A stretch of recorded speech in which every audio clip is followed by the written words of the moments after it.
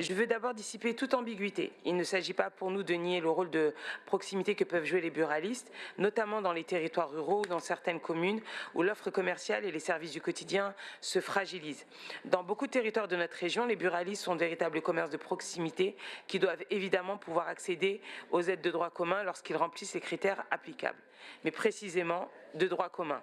Ce que nous contestons, c'est la construction d'un partenariat privilégié, excessivement large, qui ouvre la voie à une orientation spécifique de nombreuses politiques régionales au bénéfice d'une seule profession. La Convention, en l'état, nous semble dépasser très largement l'objectif légitime de soutien au commerce de proximité. Elle évoque l'aide à l'acquisition de véhicules propres, le prêt de transition écologique, le bouclier de sécurité, la promotion touristique, le programme produit en Île-de-France, le programme Gare de demain, autant de dispositifs qui ne relèvent pas du tout directement du soutien à l'activité principale des buralistes et dont l'accès doit rester encadré par des critères généraux, transparents et identiques pour l'ensemble des acteurs économiques éligibles. Il y a ici un problème de méthode et il y a un problème de principe.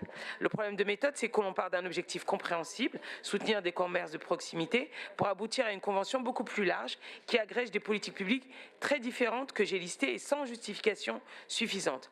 On pense notamment à une participation à la lutte contre le trafic de tabac dans les transports. Cette lutte est nécessaire et personne ne la conteste. Mais elle relève des autorités publiques compétentes, de l'État, des douanes, des forces de sécurité ou encore des autorités organisatrices de transport et des agents habilités. Elle ne doit pas être intégrée, même indirectement, dans une convention de partenariat économique avec une organisation professionnelle. Chacun son rôle, les commerçants ne sont pas des auxiliaires de police et la région ne doit pas entretenir cette confusion.